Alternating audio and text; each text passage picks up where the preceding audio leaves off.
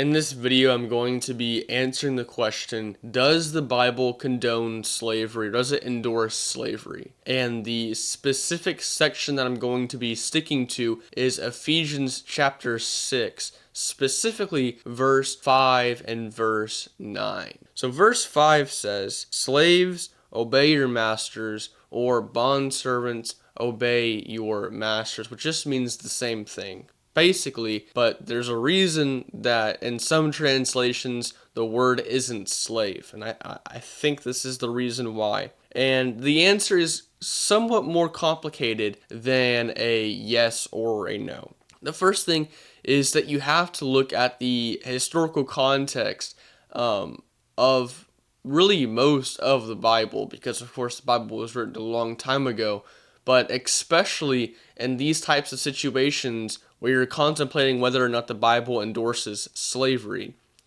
This is if there's going to be any time that you look at the Bible for historical context, this might be up there in the top three. The one way that slavery worked was, of course, kind of like how we view slavery now, where people go and they conquer another people group and they maybe take the women and children as slaves. There's that type of slavery, but there's also another type of slavery that was still called slavery, but in today's terms, we wouldn't even consider it close to being slavery, especially the type that we saw in the 16 and 1800s in America. And that is where someone either borrows money or in some way, shape, or form they got into debt, and so they go and they work for someone else in order to pay off that debt. And so that's also called slavery or being a bond servant. And the second part, we're going to get into the slaves obey your masters. Now, I titled this section Slaves Obey Your Masters and Masters Obey Your Slaves with a question mark. So Ephesians chapter, I put 5, it's chapter 6, verse 5, it says, "Slaves obey your masters." And this verse was taken out of context, maybe not just out of context, but really just flipped on what it even means in the first place during the 16 and 1800s, and so-called Christian slave owners would use verses like these in order to say, yeah, the Bible is perfectly okay with slavery. And then it goes on to say, masters do the same. So it's calling masters to now obey their slaves. And what exactly that would mean, in my view, I don't really know. Because, well, in other parts of the Bible, it tells us to submit to one another out of love. And of course, Christ isn't calling us to do just about everything that everybody tells us to do, because, well, really that's impossible if you have two people who tell you to do opposite things, or things that you can't both do. But I think it's something like slaves obey your masters and masters obey your slaves.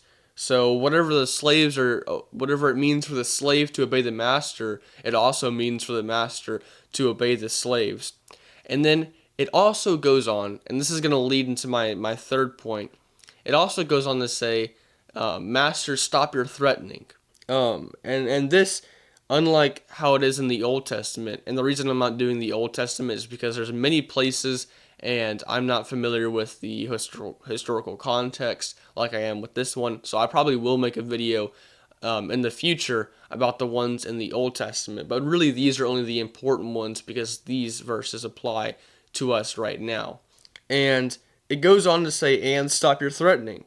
Now, here raises a question.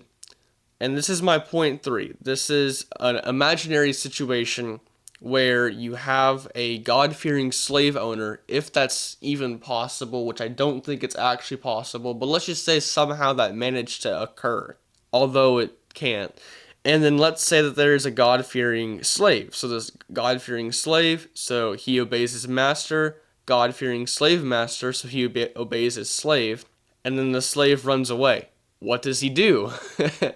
Well, maybe he could it'd be very hard for him to get the slave back because, of course, it's wrong to just go up to someone and steal them. That's obviously just a wrong thing that you shouldn't do.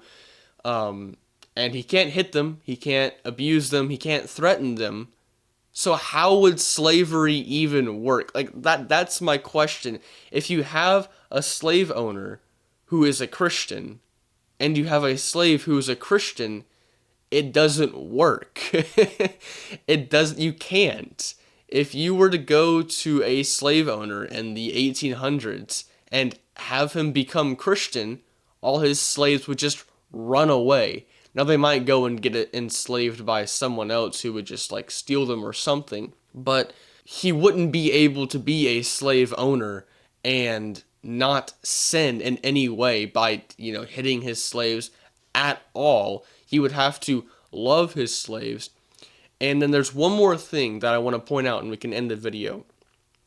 The last thing is that Jesus talks a lot. I think it's the one sin that he talks about the most, and that is money. And of course, if you're a slave owner, you're probably going to be a pretty wealthy person, especially if you have tens, hundreds of slaves. You're going to be a very wealthy person. So the question is, who do you give the money to? Well, who's the closest, poorest person to you?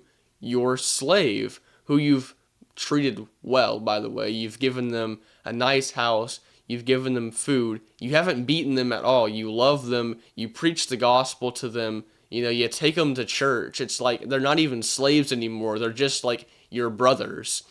And then now you're also giving them money. So now they're just working for you. They're being paid. So, yeah, I don't think, especially in the New Testament, again, I don't know about the Old Testament, but in the New Testament, the biblical slavery doesn't work. It doesn't work at all. You cannot be a Christian slave owner.